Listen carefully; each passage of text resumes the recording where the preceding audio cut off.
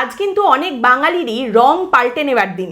একেবারে উল্টে দেখুন পাল্টে গেছে অবস্থা, কিন্তু আমরা পাল্টাইনি। আমরা যেখানে ছিলাম আমরা কিন্তু সেই জায়গাতেই রয়েছি। 15 বছর আগে একটি সরকার ক্ষমতায় এসেছিল পশ্চিমবঙ্গে দিন বদলের স্বপ্ন দেখিয়ে।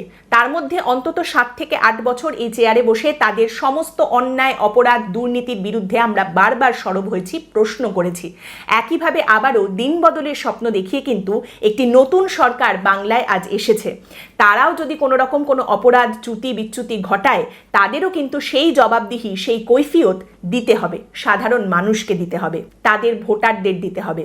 পশ্চিমবঙ্গে এই মুহূর্তে অবশ্যই চর্চা শুরু হবে যে বিজেপি সরকার এলে এরপর পরবর্তী মুখ্যমন্ত্রী বিজেপির মধ্যে থেকে কে হবেন। তারই সঙ্গে চর্চা শুরু হবে মমতা বন্দ্যোপাধ্যায় হারার জন্য কি কি অজুহাত দেবেন বা কি কি বলবেন।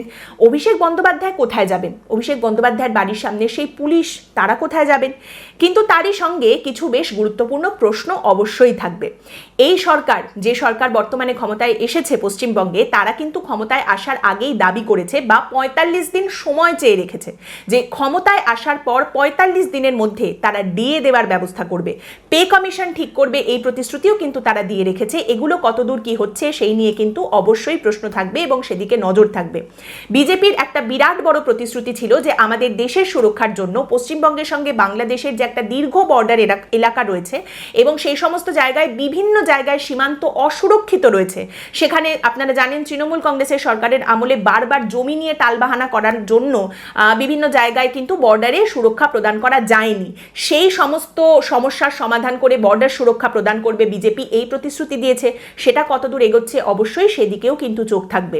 এবং অত্যন্ত গুরুত্বপূর্ণ বিষয়, বিজেপির তরফ থেকে যেটা প্রতিশ্রুতি দেওয়া হয়েছে, তৃণমূল আমলে যা যা দুর্নীতি হয়েছে সেই সমস্ত দলিল কিন্তু মানুষের সামনে বিজেপির সরকার এসে ফাঁস করবে, শ্বেতপত্র প্রকাশ করা হবে।